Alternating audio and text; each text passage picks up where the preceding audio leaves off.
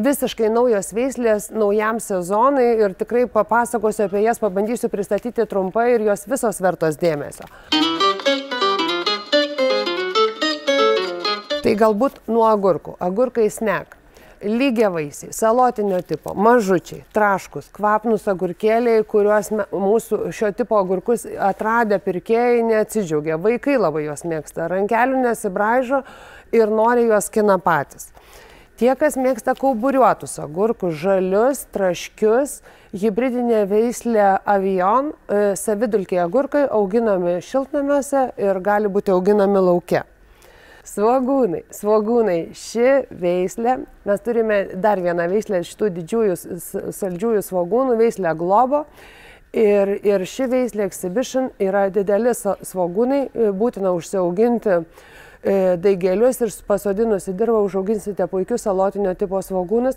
Ir iš karto noriu pasakyti, kad ropelių tokių svogūnų nenupirksite. Jeigu norite didelių tokių skanių svogūnų, turite pirkti sėklas, auginti daigelius ir persodinti juos į dirvą.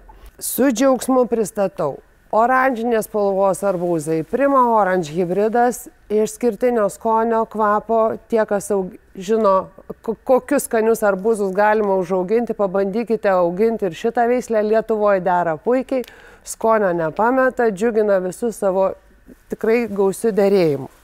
Na ir melionai. Kalbėjau apie arbūzus. Noriu pasakyti, kad arbūzus mes jau kaip ir išmokome visi auginti ir vertinti užaugintų savo darže. Melionai dar yra tokie nelabai atrasti. Bet jeigu jūs pabandysite auginti Bangomel hybridą, kuris yra išskirtinio kvapo, išskirtinio skonio, viena iš geriausių melionų veislių, pavadinčiau taip, turinti begalę cukraus, pabandykite auginti ir man yra sakę, kad nežinau, kada skinti melionus. Tiesiog, jeigu praeinate pro melionų lysvę ir ta lysvė kvepia, pritraukia jūs kvapų, žinokite, kad melionai jau prinoko ir skinti juos pats laikas.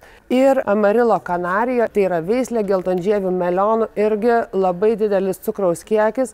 Tai drąsiai auginkite melionus ir ragaukite juos, nes ir viena, ir kita veislė yra vertos dėmesio. Na ir tokia. Dar vieną sėklų rūšį norėčiau jums parodyti, tai yra ir daržovė, gali būti naudojama kaip dekoratyvinis augalas, tai yra daugiamečiai smidrai, kuriuos mes taip mėgstame valgyti, pabandykite užsiauginti, turėsite puikų derlių po 3-4 metų.